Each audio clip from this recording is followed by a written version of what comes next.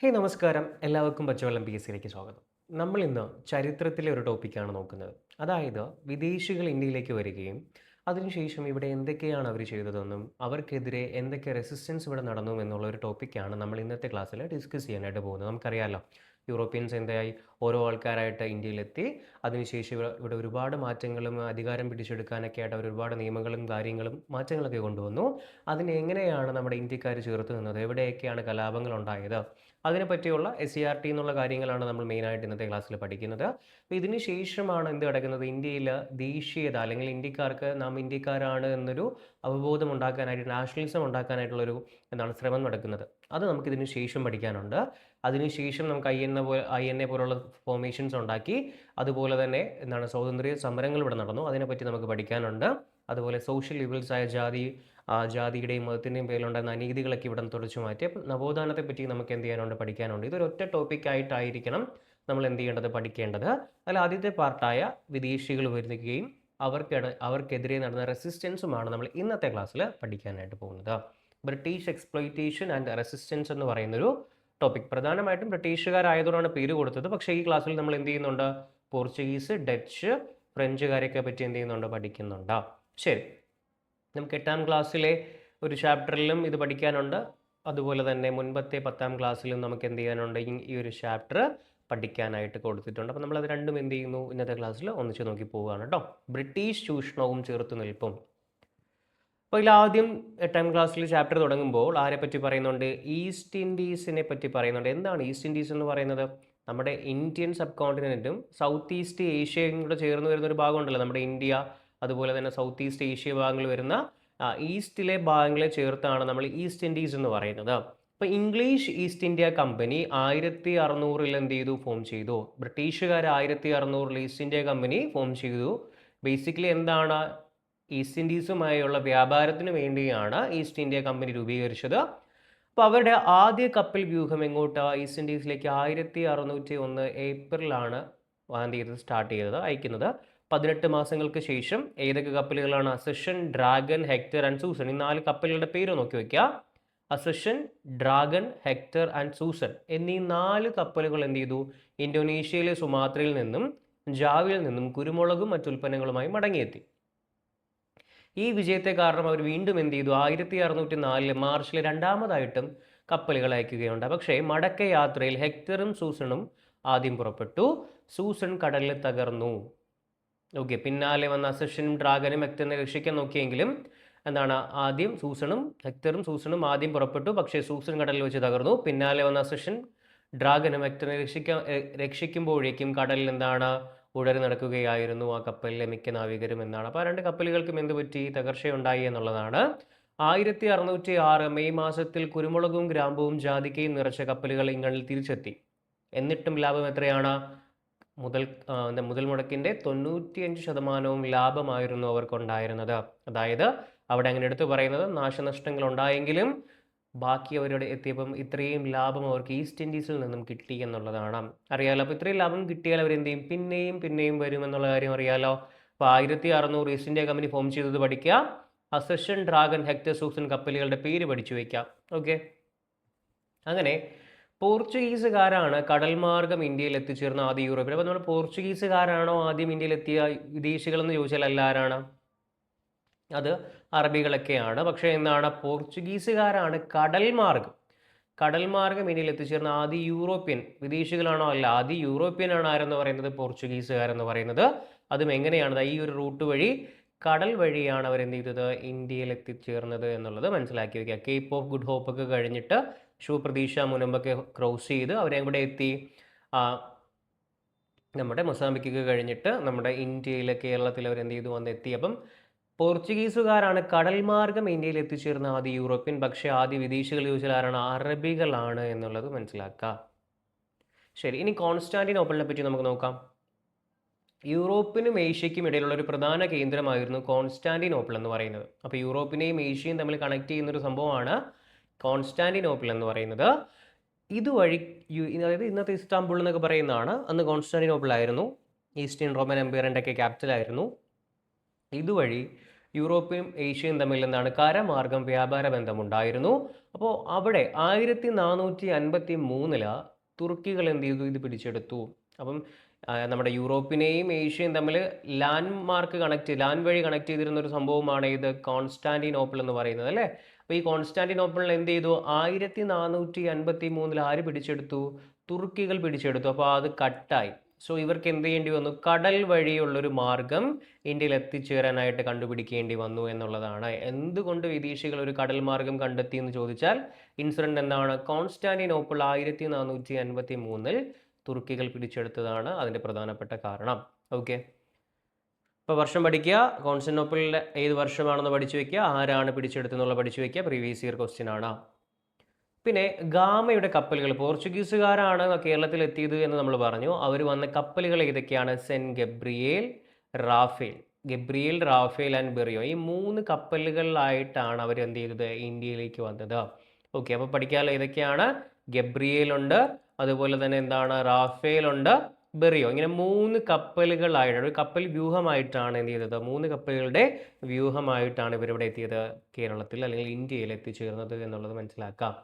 പോർച്ചുഗീസുകാരുടെ ഇന്ത്യയിലേക്കുള്ള യാത്ര പഠിക്കുമ്പോൾ വർഷം പഠിക്കാം, 1498 അവർ ഇന്ത്യയിൽ എത്തിച്ചേർന്നത്.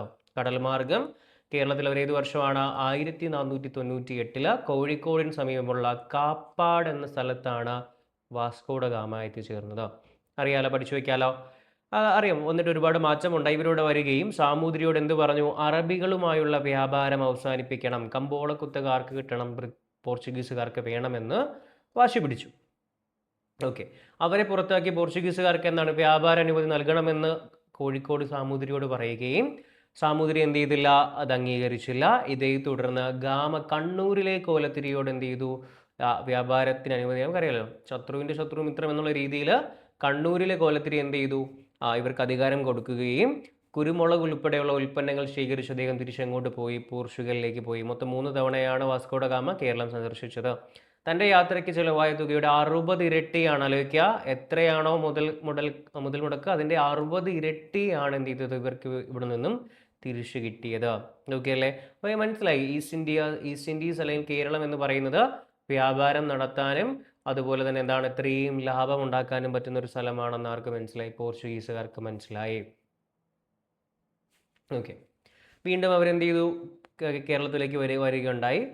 പിന്നെ പോർച്ചുഗീസുകാർക്കും ഇടയിൽ സംഘർഷങ്ങൾ ഉണ്ടായല്ലോ, സാമൂതിരിയും പോർച്ചുഗീസുകാരും ഇടയിൽ സംഘർഷം ഉണ്ടായ സമയത്ത് സാമൂതിരിയുടെ എന്താണ്, കപ്പൽ വ്യൂഹം അല്ലെങ്കിൽ നേവി നിയന്ത്രിച്ചിരുന്ന ആൾക്കാരാണ് ആരെന്ന് പറയുന്നത്, കുഞ്ഞാലി മരയ്ക്കാർ. ഓക്കെ, കുഞ്ഞാലി മരയ്ക്കാർമാരെ പറ്റിയൊക്കെ നമുക്കറിയാം.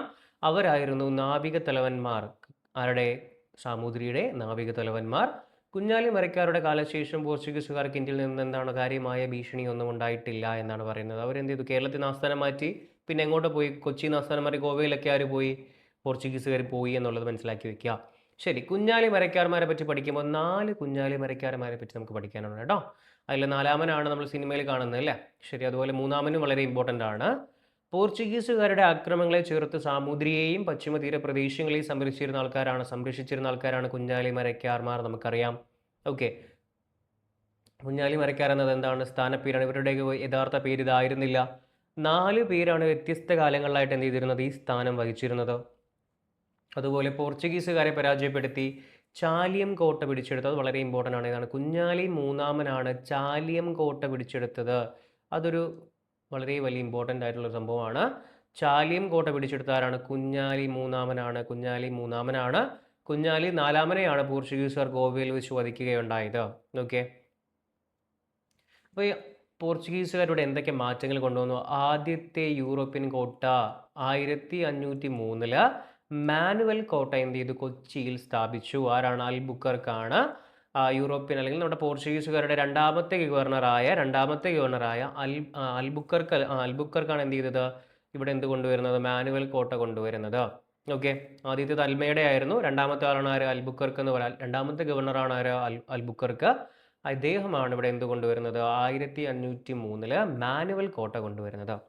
കൊച്ചി, ഗോവ, ദാമൻ ദ്വീപ് എന്നീ പ്രദേശങ്ങൾ പോർച്ചുഗീസ് ആധിപത്യത്തിൽ എന്തായി, കീഴിലായി. അപ്പോൾ ഏതൊക്കെ പ്രദേശം, കൊച്ചി, ഗോവ, ദാമൻ ദ്വീപ് എന്നൊക്കെ പറയുന്നത് ആരെ കൺട്രോളിലായിട്ട് മാറി, പോർച്ചുഗീസുകാരുടെ കൺട്രോളിലായിട്ട് മാറി. അച്ചടി വിദ്യ നമുക്കറിയില്ല, പ്രിന്റിംഗ് പ്രസ് പോലത്തെ കാര്യങ്ങളൊക്കെ ഇവിടെ പ്രചരിപ്പിച്ചത് ആരാണ്, പോർച്ചുഗീസുകാരാണ്. ചവിട്ടുനാടകം, മാർഗംകളി തുടങ്ങിയ കലാരൂപങ്ങൾ പ്രചരിപ്പിച്ചത് പോർച്ചുഗീസുകാരാണ്. യൂറോപ്യൻ ശൈലിയിലുള്ള കെട്ടിട നിർമ്മാണം ആരംഭിച്ചു എന്നുള്ളത് മനസ്സിലാക്കുക.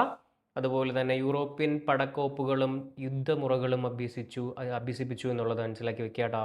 അതുപോലെ ക്രൈസ്തവ മതപഠന കേന്ദ്രം ആരംഭിച്ചു. ഇപ്പോൾ ഇതിൽ പ്രധാനപ്പെട്ടത് ഇതാണ്, ഇതൊന്ന് ഓർത്തിരിക്കുക, ഇതും എന്ത് ചെയ്യുക, ഒന്ന് ഓർത്തിരിക്കുക. ഓക്കെ, ചവിട്ടുനാടകവും എന്ത് ചെയ്യുമെന്ന് മനസ്സിലാക്കി വെക്കാം. അപ്പോൾ അടുത്ത് നമ്മൾ ആരെ പറ്റി പഠിക്കുകയാണ്? പോർച്ചുഗീസുകാർ കഴിഞ്ഞു, അടുത്ത ഡച്ചുകാരെ പറ്റിയാണ് നമ്മൾ പഠിക്കുന്നത്. പോർച്ചുഗീസുകാരെ തുടർന്ന് ഇന്ത്യയിലേക്ക് എത്തിച്ചേർന്ന യൂറോപ്യൻ, അതായത് ഹോളണ്ടിൽ നിന്ന് വന്ന, അല്ലെങ്കിൽ നെതർലാൻഡ് എന്ന് പറയാം, നമുക്ക് 3 പേരിൽ അറിയപ്പെടും. ഡച്ച് എന്ന് പറഞ്ഞാലും ഹോളണ്ട് എന്ന് പറഞ്ഞാലും അതുപോലെ തന്നെ എന്താണ് നെതർലാൻഡ്സ് എന്ന് പറഞ്ഞാലും ഒരു ആര് തന്നെയാണ്, നെതർലാൻഡ്സ് എന്ന് പറഞ്ഞാലും ആര് തന്നെയാണ്, ഡച്ചുകാർ തന്നെയാണ്. ഈ 3 പേരിൽ അറിയപ്പെടുന്നതും ഒരേ ആൾക്കാർ തന്നെയാണ്. ഡച്ചുകാർ എന്നാണ് ഇവർ അറിയപ്പെടുന്നത്. നാഗപട്ടണം, ബറോച്ച്, അഹമ്മദാബാദ്, ചിൻസുര, ഈ 4 സ്ഥലങ്ങളാണ് ഇവർ എന്ത് ചെയ്തിരുന്നത്, ഇവരുടെ അധീനതയിൽ ഉണ്ടായിരുന്നത്. ഏതൊക്കെയാണ്? നാഗപട്ടണം, ബറോച്ച്, അഹമ്മദാബാദ്, ചിൻസുര എന്നിവയായിരുന്നു ഡച്ചുകാരുടെ ഇന്ത്യയിലെ പ്രധാന വാണിജ്യ കേന്ദ്രങ്ങൾ. ഓക്കെ ആണല്ലോ. ഇപ്പോൾ ഡച്ചുകാരും പോർച്ചുഗീസുകാരും തമ്മിൽ എന്ത് ചെയ്തു? കച്ചവട ആധിപത്യത്തിന് വേണ്ടി മത്സരിക്കുകയും പോർച്ചുഗീസുകാരെ ആര് പരാജയപ്പെടുത്തി? ഡച്ചുകാർ പരാജയപ്പെടുത്തുകയും ചെയ്തു എന്നുള്ളത് മനസ്സിലാക്കാം. ഓക്കെ, അപ്പോൾ നമുക്ക് ആ സ്ഥലങ്ങൾ പിന്നെ ഒന്നുകൂടെ നോക്കാം കേട്ടോ. ഈ പറഞ്ഞ സ്ഥലങ്ങൾ നമുക്ക് ഒന്നുകൂടെ നോക്കാം. അടുത്ത കുളച്ചൽ യുദ്ധം 1741 കന്യാകുമാരിക്ക് അടുത്തുള്ള കുളച്ചൽ വെച്ച് തിരുവിതാംകൂറിലെ ഭരണാധികാരിയായ അനിഴം തിരുനാൾ മാർത്താണ്ഡവർമ്മയും ഡച്ചുകാരും തമ്മിൽ എന്ത് ചെയ്ത് ഏറ്റുമുട്ടി? 1741 കുളച്ചൽ യുദ്ധം, ബാറ്റിൽ ഓഫ് കുളച്ചൽ. ആരൊക്കെ തമ്മിലാണ്? അനിഴം തിരുനാൾ മാർത്താണ്ഡവർമ്മയും ഡച്ചുകാരും തമ്മിലാണ്. ഡിലനോയ് എന്ന് പറയുന്നത് ഡച്ചുകാർക്ക് വേണ്ടി പോരാടിയ സൈനിക തലവനായിരുന്നു.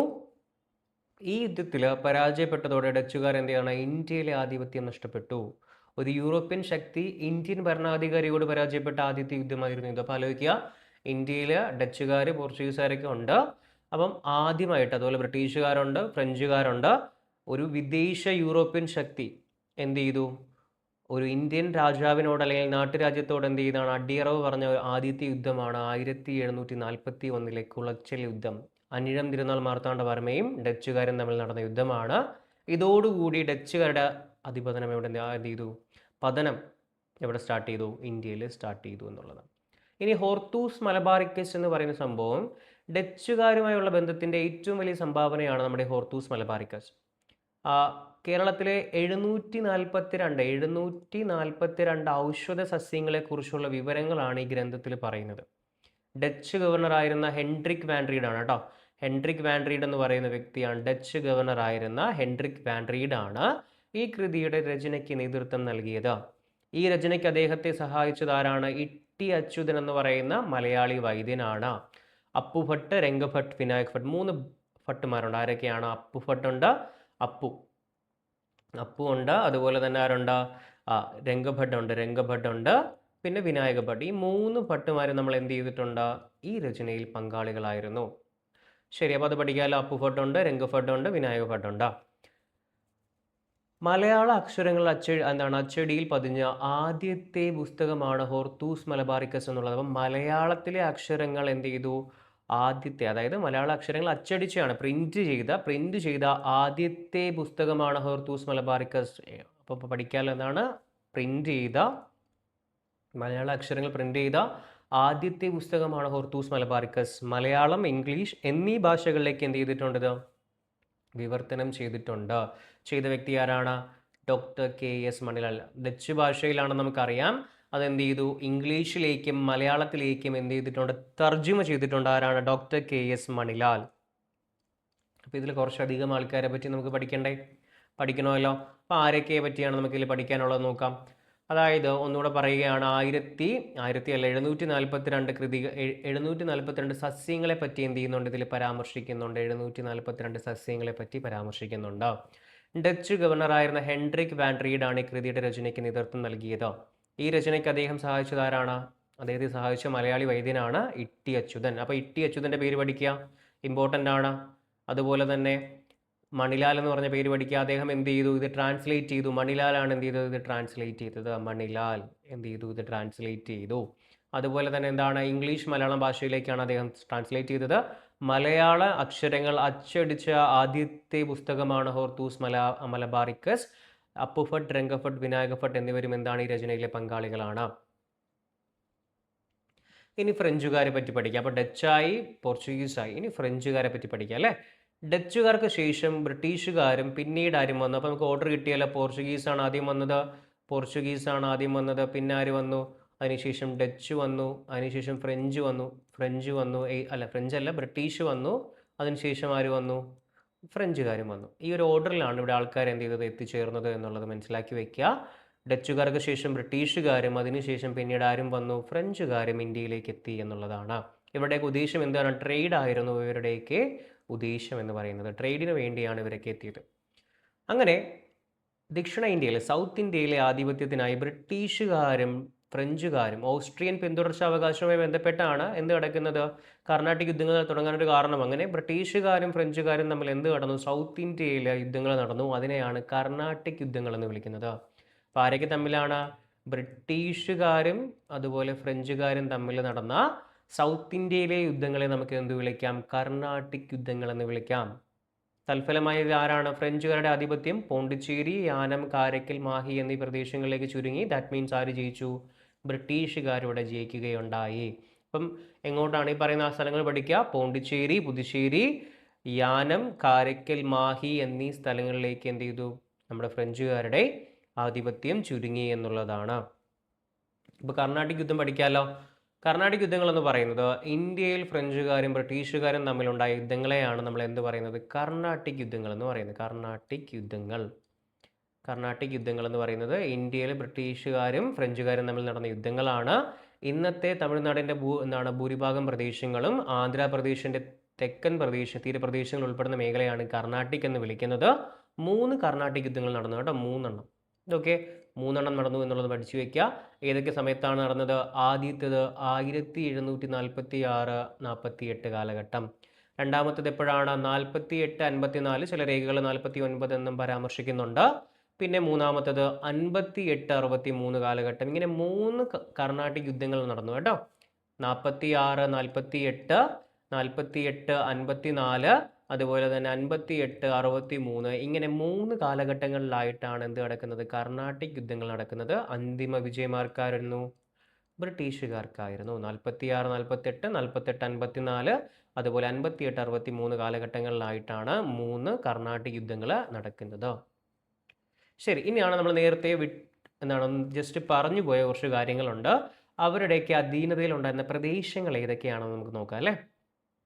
നോക്കാമല്ലോ. അപ്പോൾ ഇതിൽ കൊടുത്തിട്ടുണ്ട് അഹമ്മദാബാദ്, ബറൂച്ച്, ചിൻസുര, നാഗപട്ടണം. ആരുടെ കയ്യിലാണ്? ഡച്ചുകാരല്ലേ. ഡച്ചുകാരുടെ കയ്യിലുണ്ടായിരുന്ന സ്ഥലങ്ങൾ നമുക്ക് ആദ്യം പഠിക്കാം. അഹമ്മദാബാദ്, ബറൂച്ച്, ചിൻസുര, നാഗപട്ടണം. ഇത് 4 ആരുടെ കയ്യിലായിരുന്നു? ഡച്ചുകാരുടെ കയ്യിൽ. ഈ 4 ഡച്ചുകാരുടെ കയ്യിലായിരുന്നു. അഹമ്മദാബാദ് പഠിക്കുക, ബറൂച്ച് പഠിക്കുക, ചിൻസുര പഠിക്കുക, നാഗപട്ടണം പഠിക്കുക. ഇവരുടെ ഈ 4 സ്ഥലങ്ങളും ആരുടെ കയ്യിലായിരുന്നു? ഡച്ചുകാരുടെ കയ്യിലായിരുന്നു അല്ലെങ്കിൽ അധീനതയിലായിരുന്നു എന്നുള്ളത് മനസ്സിലാക്കാം. അഹമ്മദാബാദ് ഉണ്ട്, ബറൂച്ച് ഉണ്ട്, ചിൻസുരയുണ്ട്, നാഗപട്ടണമുണ്ട്. അതേസമയം ദാമൻ ദിയുവും ഗോവയും കൊച്ചിയും ആരുടെ കയ്യിലായിരുന്നു? ദാമൻ ദിയു, ഗോവ ആൻഡ് കൊച്ചി എന്ന് പറയുന്നത് പോർച്ചുഗീസുകാരുടെ കയ്യിലാണ്. എളുപ്പമാണല്ലോ. ദാമൻ ദിയുവും ഗോവയും കൊച്ചിയും ആരുടെ കയ്യിലാണ്? പോർച്ചുഗീസുകാരുടെ കയ്യിലായിരുന്നു. ഇനി ഫ്രഞ്ച് ആണെങ്കിൽ നമ്മൾ പറഞ്ഞു മാഹി, പോണ്ടിച്ചേരി, കാരക്കൽ ആൻഡ് യാനം. ഫ്രഞ്ചുകാരെന്ത് ചെയ്തിട്ടില്ല? 47 ഇന്ത്യ വിട്ട് പോയോ? പോയിട്ടില്ല അല്ലേ. അതിനുശേഷമാണ് അവർ എന്ത് ചെയ്തത്? ഇന്ത്യ വിട്ട് പോയത്. മാഹി, കാരക്കൽ, പോണ്ടിച്ചേരി, യാനം എന്നുള്ളതാണ്. നമുക്ക് 1954 ആര് പോകുന്നത്? ഫ്രഞ്ചുകാർ ഇന്ത്യ വിട്ട് പോകുന്നത്. ആദ്യം ഇന്ത്യയിലെത്തിയ യൂറോപ്യന്മാർ പോർച്ചുഗീസുകാരാണ്. അവസാനമായിട്ട് ഇന്ത്യയിൽ നിന്ന് പോയതുമാരാണ്? പോർച്ചുഗീസുകാരാണ് എന്നുള്ളത് മനസ്സിലാക്കി വെക്കുക. ഒന്നുകൂടി സ്ഥലങ്ങൾ നമുക്ക് നോക്കാം. എവിടെയൊക്കെയാണ്? അഹമ്മദാബാദ്, ബറൂച്ച്, ചിൻസുര ആൻഡ് നാഗപട്ടണം. ഇവിടെ ആരാണ്? ഡച്ചുകാരാണ് ഇവിടെ ഭരിച്ചിരുന്നത് എന്നുള്ളത് മനസ്സിലാക്കുക. ഓക്കെ, അവരുടെ കയ്യിലുണ്ടായിരുന്ന പ്രദേശങ്ങളാണ് അഹമ്മദാബാദ്, ബറൂച്ച്, ചിൻസുര, നാഗപട്ടണം. ഇനി ദാമൻ ദിയു, ഗോവ ആൻഡ് കൊച്ചി എന്ന് പറയുന്ന പോർച്ചുഗീസുകാരുടെ കയ്യിലുണ്ടായിരുന്നതാണ്. യാനം, കാരക്കൽ, പോണ്ടിച്ചേരി ആൻഡ് മാഹി എന്ന് പറയുന്നത് ഫ്രാൻസിൻ്റെ കയ്യിലുണ്ട്, ഫ്രഞ്ചുകാരുടെ കയ്യിലുണ്ടായിരുന്ന പ്രദേശങ്ങളാണ്. ശരി, ഇനി എങ്ങനെയാണ് പ്രധാനപ്പെട്ട സ്ഥലങ്ങളൊക്കെ ബ്രിട്ടീഷുകാരുടെ കയ്യിലോട്ട് എത്തിയത് എന്നാണ് നമ്മൾ ഇനി പറയുന്നത്. ഇനിയിപ്പോൾ അറിയാലോ പ്രധാനപ്പെട്ട, ഇപ്പം ബാക്കിയൊക്കെ പറഞ്ഞു കഴിഞ്ഞു. ബ്രിട്ടീഷുകാരുടെ കയ്യിലോട്ട് ഓരോന്നും എങ്ങനെ എത്തി? ഇന്ത്യ മൊത്തം ഭരിച്ചത് ബ്രിട്ടീഷുകാരാണെന്ന് നമുക്കറിയാം. ആ മത്സരത്തിന്, അതായത് പോർച്ചുഗീസുകാർ, ഡച്ചുകാർ, ഫ്രഞ്ചുകാർ, ബ്രിട്ടീഷുകാർ 4 പേരിവിടെ ഉണ്ടെങ്കിലും ഏറ്റവും കൂടുതൽ കാലം ഇന്ത്യ മൊത്തത്തിലായിട്ട് ഭരിച്ചത് ആരാണ്, അല്ലെങ്കിൽ ഏറ്റവും കൂടുതൽ പ്രദേശം മൊത്തം ഇന്ത്യയുടെ പ്രദേശങ്ങൾ കൈക്കലാക്കിയത് ആരാണ്? ബ്രിട്ടീഷുകാരായിരുന്നു. അപ്പോൾ അതിൽ ഓരോ ഇൻസിഡൻറ്റ് നമ്മൾ എന്ത് ചെയ്യാണ് നോക്കുകയാണ്. 1639 മദ്രാസ് തുറമുഖം. അപ്പം മദ്രാസ് ആർക്ക് കിട്ടുകയാണ്? ബ്രിട്ടീഷുകാർക്ക് കിട്ടുകയാണ്. അത് എങ്ങനെയാണെന്നാണ് നമ്മൾ നോക്കുന്നത്. മദ്രാസ് എങ്ങനെയാണ്? ചുങ്ക വരുമാനത്തിൻ്റെ പകുതി നൽകണം, കിട്ടുന്ന ടാക്സിൻ്റെ പകുതി നൽകാമെന്ന ഉപാധിയോടെ രാജാവായ ധർമ്മല വെങ്കടാദ്രി നായക എന്ന് പറയുന്ന വ്യക്തി മദ്രാസ് തുറമുഖം ആർക്ക് കൊടുത്തു? ബ്രിട്ടീഷുകാർക്ക് കൊടുത്തു. ടാക്സിൻ്റെ പകുതി തരാം എന്ന് പറഞ്ഞപ്പോൾ അദ്ദേഹം എന്ത് ചെയ്തു? മദ്രാസ് ബ്രിട്ടീഷുകാർക്ക് കൊടുത്തു. ഒന്നിത്. 1662 പോർച്ചുഗീസ് രാജകുമാരിയായ കാതറിനെ ആര് കല്യാണം കഴിച്ചു? ബ്രിട്ടീഷ് രാജാവായ ചാൾസ് രണ്ടാമന് കല്യാണം കഴിച്ചു. അവർ കല്യാണം കഴിക്കുന്നതിൻ്റെ ഭാഗമായിട്ട് ഉപഹാരമായിട്ട് എന്ത് കൊടുത്തു? ബോംബെ കൊടുത്തുണ്ടോ? പോർച്ചുഗീസുകാരും ബ്രിട്ടീഷുകാരും തമ്മിൽ ഒരു കല്യാണം നടക്കുകയും അവിടെ ഒരു എഗ്രിമെൻ്റ് നടക്കുകയും അതിൻ്റെ ഭാഗമായിട്ട് ബോംബെയാണ് സ്ത്രീധനമായിട്ട് കൊടുക്കുന്നത് അല്ലേ? ആലോചിച്ച് നോക്കുക. ബോംബെ എന്ത് ചെയ്തു? അവർക്ക് സ്ത്രീധനമായി കൊടുത്തു. പിന്നീട് ഈ പ്രദേശം ആർക്ക് കിട്ടി? ബ്രിട്ടീഷ് ഈസ്റ്റ് ഇന്ത്യ കമ്പനിക്ക് കൈമാറി. അങ്ങനെ ബോംബെയുടെ പല പ്രദേശവും ആരുടെ കയ്യിലായി? നമ്മുടെ ബ്രിട്ടീഷുകാരുടെ കയ്യിലായിട്ട് മാറി. അടുത്ത സുധനദി, കാലിക്കട്ട, ഗോവിന്ദ്പൂർ എന്നീ 3 ഗ്രാമങ്ങൾക്ക് ചുറ്റുമായിട്ട് ഒരു ഫോർട്ട് കെട്ടുകയാണ്, ഒരു മതിൽ കെട്ടുകയാണെന്ന് വിചാരിക്കാം. ഒരു മതിലല്ല, ഒരു ഫോർട്ട് കെട്ടുകയാണെങ്കിൽ 3 ഗ്രാമങ്ങൾക്ക് ചുറ്റുമായിട്ട് ഒരു ഫോർട്ട് കെട്ടിയെന്ന് വിചാരിക്കുക. ആ കോട്ടയെ നമുക്ക് എന്ത് വിളിക്കാം? വില്യം ഫോർട്ട് എന്ന് വിളിക്കാം അല്ലേ? വില്യം കോട്ട എന്ന് വിളിക്കാം. ഈ വില്യം കോട്ട ക്രമേണ ഈ പ്രദേശം എന്തായിട്ട് ഒരു പട്ടണമായി മാറി. അത് പിന്നീട് കൽക്കത്തയായിട്ട് മാറി. ഇപ്പോൾ കൽക്കത്തയും ആരുടെ കയ്യിലായി? ഏകദേശം ബ്രിട്ടീഷുകാരുടെ കയ്യിലായിട്ട് മാറി അല്ലേ? അങ്ങനെ 1698 സുധനദി, കാലിക്കറ്റ, ഗോവിന്ദ്പൂർ എന്നീ 3 ഗ്രാമങ്ങൾക്ക് ചുറ്റും ബ്രിട്ടീഷുകാർ എന്ത് പണിതൊരു കോട്ടയാണ് വില്യം കോട്ട. ക്രമേണ ഈ പ്രദേശം ഒരു പട്ടണമായി മാറുകയും അതിൻ്റെ പേരെന്തായിട്ട് മാറി? കൽക്കട്ട. കൽക്കട്ട, ബോംബെ, മദ്രാസ് ഏകദേശം ആരുടെ അധീനതയിലായി? ബ്രിട്ടീഷുകാരുടെ അധീനതയിലായി അല്ലേ? അല്ലെങ്കിൽ അവർക്കവിടെ എന്തുണ്ടായിരുന്നു? അവരുടെ ശക്തി അവരവിടെ തെളിയിച്ചു. കണ്ടോ? മദ്രാസും ബോംബെയും കൽക്കത്തയും എന്തുമാത്രം പ്രധാനപ്പെട്ട പ്രദേശങ്ങളാണെന്നും ബ്രിട്ടീഷുകാരുടെ കയ്യിൽ ഉണ്ടായിരുന്ന സ്ഥലങ്ങളാണെന്നും നമുക്കറിയാം. അതുകൊണ്ട് തന്നെ എങ്ങനെയാണ് ഇത് അവരുടെ കയ്യിലോട്ട് എത്തിയത് എന്നാണ് നമ്മൾ നോക്കിയത്. ഓക്കെ, ഇനി ബ്രിട്ടീഷ് ഈസ്റ്റ് ഇന്ത്യ കമ്പനിയുടെ പ്രതിനിധിയായിട്ട് ക്യാപ്റ്റൻ വില്യം ഹോക്കിങ്സ് എവിടെ വരികയാണ്? അന്നത്തെ മുഗൾ രാജാവായ ജഹാംഗീറിനെ കാണാൻ വരികയാണ്. അക്ബറിൻ്റെ മകനാണ് ജഹാംഗീറിനെ കാണാൻ വരികയും അനുമതി വാങ്ങുകയും ഗുജറാത്തിലെ സൂററ്റിൽ ഒരു കച്ചവടത്താവളം ഫാക്ടറി ആരംഭിക്കുകയും ചെയ്തു എന്നുള്ളപ്പോൾ പഠിച്ചു വെക്കുക. വില്യം ഹോക്കിങ്സ് മുഗൾ ചക്രവർത്തിയായ ജഹാംഗീറിനെ കണ്ടു, അനുമതി വാങ്ങുകയും സൂററ്റിൽ എന്ത് ചെയ്തു? ഒരു കച്ചവടത്താവളം അഥവാ ഫാക്ടറി പണിയാൻ തീരുമാനിച്ചു, അല്ലെങ്കിൽ സ്ഥാപിച്ചു എന്നുള്ളത് മനസ്സിലാക്കാമല്ലോ. തുടർന്ന് ഇന്ത്യയുടെ വിവിധ ഭാഗങ്ങളിൽ കമ്പനി ഫാക്ടറികൾ ആരംഭിച്ചു. അതേ തുടർന്ന് എന്താണ്? മദ്രാസ്, ബോംബെ, കൽക്കത്ത എന്നീ പ്രദേശങ്ങളിൽ ആധിപത്യം നേടിക്കൊണ്ട് കമ്പനി അവിടങ്ങളിലൊക്കെ എന്ത് ചെയ്തു? ഭരണത്തിൽ ഇടപെടാൻ തുടങ്ങി. നമ്മൾ നേരത്തെ പറഞ്ഞല്ലോ മദ്രാസ് എങ്ങനെയാണ്, ബോംബെ എങ്ങനെയാണ്, കൽക്കത്ത എങ്ങനെയാണെന്ന്. എന്നീ പ്രദേശങ്ങളിൽ ആധിപത്യം നേടിക്കൊണ്ട് കമ്പനി എന്ത് ചെയ്തു? അവിടങ്ങളിലെ ഭരണത്തിൽ ഇടപെടാനായിട്ട് തുടങ്ങി എന്നുള്ളത് മനസ്സിലാക്കാം. ഇനി കച്ചവടത്തിൽ നിന്ന് അധികാരത്തിലേക്ക് എന്നുള്ളതാണ് നമ്മൾ നോക്കിയ കാര്യം. ഇനി അതിൽ ബ്രിട്ടീഷുകാർ ഇന്ത്യയിലെ രാഷ്ട്രീയ ആധിപത്യം സ്ഥാപിക്കുന്നത് എപ്പോഴാണ്? ഒരു യുദ്ധം നമുക്ക് പഠിക്കാനുണ്ട്. 1757 പ്ലാസി യുദ്ധം എന്നുള്ളത് മനസ്സിലാക്കി വെക്കാം. പ്ലാസി യുദ്ധം നടന്ന വർഷം ഏതാണ്? 1757. 1887 ഒന്നാം സ്വാതന്ത്ര്യ സമരം. 1787 എന്ത് നടക്കുകയാണ്? പ്ലാസി യുദ്ധം നടക്കുകയാണ്.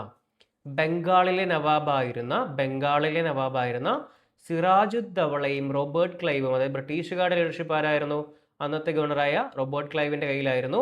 അദ്ദേഹവും സിറാജുദ്ദൗളയും തമ്മിൽ നടന്ന യുദ്ധമാണ് ഒന്നാം പ്ലാസി യുദ്ധം എന്ന് പറയുന്നത്. പ്ലാസി യുദ്ധം കേട്ടോ. പ്ലാസി യുദ്ധം 1757 പ്ലാസി യുദ്ധം എന്ന് പറയുന്നത്. പിന്നെ എന്ത് ചെയ്തു? ഈ ബ്രിട്ടീഷുകാർക്ക് മറ്റ് പ്രദേശങ്ങൾ തങ്ങളുടെ അനുമതിയിൽ കൊണ്ടുവരാൻ സഹായമായ ഒരു യുദ്ധമായിരുന്നു പ്ലാസി യുദ്ധം എന്ന് പറയുന്നത്. ഇതിനുശേഷം 1764 ബക്സാർ എന്ന സ്ഥലത്ത് വെച്ചുണ്ടായ അപ്പോൾ പഠിക്കുക, ബക്സാർ എന്ന് പറയുന്ന സ്ഥലത്ത് വെച്ചുണ്ടായ യുദ്ധത്തോടെ ബീഹാർ, ബംഗാൾ, ഒറീസ എന്നീ പ്രദേശങ്ങളിലെ നികുതി പിരിക്കാനുള്ള അവകാശം കമ്പനി സ്വന്തമാക്കി. എവിടെയൊക്കെയാണ്? ബംഗാൾ, ഒറീസ, അതുപോലെ തന്നെ ബീഹാർ. ഈ 3 പ്രദേശത്തിലെയും പ്രധാനപ്പെട്ട പ്രവിശ്യകളിൽ നികുതി പിരിക്കാനുള്ള അവകാശം കമ്പനി സ്വന്തമാക്കി. ഏത് യുദ്ധപ്രകാരം? ബക്സാർ. 1764 ബക്സാർ. നേരത്തെ നമ്മൾ പറഞ്ഞല്ലോ 1757 പ്ലാസി യുദ്ധത്തോടെ ബംഗാളിലെ നവാബായിരുന്ന സിറാജുദ്ദൗളയെ പരാജയപ്പെടുത്തുകയും അവരെ ബംഗാളിൻ്റെ ഭരണം പിടിച്ചെടുത്ത് എന്ത് ചെയ്തു ബ്രിട്ടീഷുകാർ, അത് പിന്നെ മറ്റു സ്ഥലങ്ങളിലേക്ക് വ്യാപിപ്പിക്കാനായിട്ട് സ്റ്റാർട്ട് ചെയ്യുകയും ചെയ്തു. ബക്സാർ എവിടെയൊക്കെയാണ് നടന്നത്? ബീഹാർ, ബംഗാൾ ആൻഡ് ഒറീസ പ്രദേശങ്ങളിൽ വെച്ചാണ് നടന്നത്. അതോടെ ഇന്ത്യൻ ഈസ്റ്റ് ഇന്ത്യ കമ്പനിയുടെ എന്താണ് ഭരണ സാധ്യത വളരെ കൂടുകയും അവർ ശക്തമായി മാറുകയും ചെയ്തു. മുഗൾ ഭരണാധികാരിയായ ഷാ ആലം രണ്ടാമനെ പരാജയപ്പെടുത്തി. ഔദിലെ നവാബായിരുന്ന ഷുജാഉദ്ദൗള, ബംഗാളിലെ നവാബായിരുന്ന മിർ കാസിം, ഇവരുടെ 3 പേരെയുമാണ് എന്ത് ചെയ്തത്? സംയുക്ത സൈന്യത്തെയാണ് ബ്രിട്ടീഷുകാർ ബക്സാർ യുദ്ധത്തിൽ പരാജയപ്പെടുത്തിയത്. അപ്പോൾ പഠിക്കാമല്ലോ, ഷാ ആലം രണ്ടാമൻ, ഔദിലെ രാജാവായ ഷുജാഉദ്ദൗള, അതുപോലെ മിർ കാസിം, ഇവർ 3 പേരുടെയും സംയുക്ത സൈന്യത്തെയാണ് ബക്സാർ യുദ്ധത്തിൽ പരാജയപ്പെടുത്തിയത്. 57 ഏത് യുദ്ധമായിരുന്നു? പ്ലാസി യുദ്ധമാണ്. ബംഗാൾ പിടിച്ചെടുക്കാൻ കാരണമായ ഒരു യുദ്ധമായിരുന്നു അത്. അതിനുശേഷം 1764 എന്ത് യുദ്ധം നടക്കുന്നത്?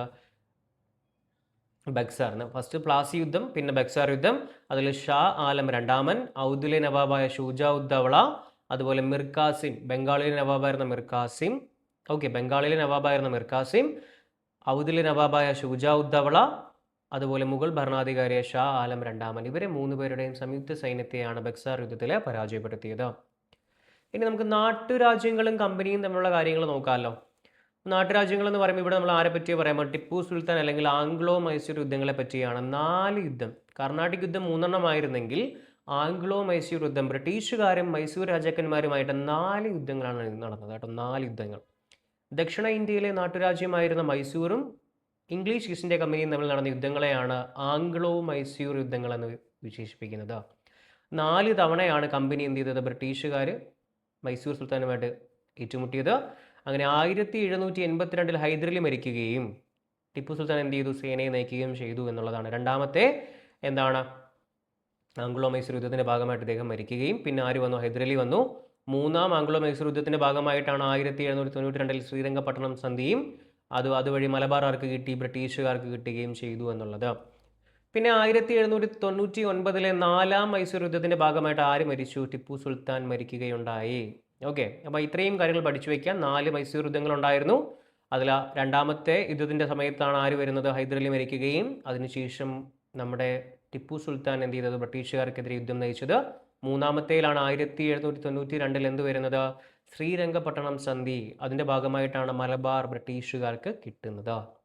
ശരി, പിന്നെ 1799 4-ാം മൈസൂർ യുദ്ധത്തിൽ കമ്പനി സൈന്യം എന്ത് ചെയ്തു? ടിപ്പു സുൽത്താനെ വധിച്ചു എന്നുള്ളത് മനസ്സിലാക്കി വെക്കാം. അപ്പോൾ ഈ ഒരു ആംഗ്ലോ മൈസൂർ യുദ്ധങ്ങൾ മാത്രമാണോ? അല്ല, ആംഗ്ലോ മറാത്ത യുദ്ധങ്ങളുണ്ടല്ലേ. മറാത്ത രാജവംശവുമായിട്ട് ബന്ധപ്പെട്ട ആംഗ്ലോ മറാത്ത യുദ്ധങ്ങളും നടന്നിട്ടുണ്ട്. അങ്ങനെ 3-ാം ആംഗ്ലോ മറാത്ത യുദ്ധത്തോടെ മറാത്ത ഉൾപ്പെടെയുള്ള പ്രദേശങ്ങൾ എന്ത് ചെയ്തു? ബ്രിട്ടീഷ് നിയന്ത്രണത്തിലായി. 3 ആംഗ്ലോ മറാത്ത യുദ്ധങ്ങളും എന്ത് ചെയ്തു? നടന്നു എന്നുള്ളതാണ്. അതുപോലെ ഈസ്റ്റ് ഇന്ത്യ കമ്പനിയും സിഖുകാരും തമ്മിൽ നടന്ന യുദ്ധത്തെ എന്ത് വിളിക്കാം? ആംഗ്ലോ സിഖ് ഉണ്ടോ. അപ്പോൾ ആരൊക്കെയായിട്ട് യുദ്ധം നടന്നു? എങ്ങനെയൊക്കെയാണ് ബ്രിട്ടീഷുകാർ അധികാരം പിടിച്ചെടുത്തത്? പ്ലാസി യുദ്ധമുണ്ടായിരുന്നു, ബക്സാർ യുദ്ധമുണ്ടായിരുന്നു. ഇപ്പോൾ എന്തായി?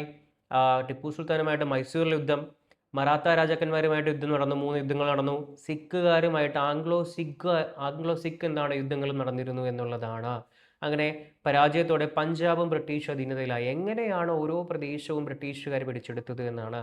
ഇത്രയും വലിയൊരു ഇത്രയും വലിയ നാട്ടുരാജ്യങ്ങളുണ്ടായിരുന്ന ഏകദേശം 600ഓളം നാട്ടുരാജ്യങ്ങളുണ്ടായിരുന്ന ഇന്ത്യ എങ്ങനെയാണ് ബ്രിട്ടീഷുകാർ കയ്യിലായത് എന്നാണ് നമ്മൾ നോക്കുന്നത്. ഓക്കെ.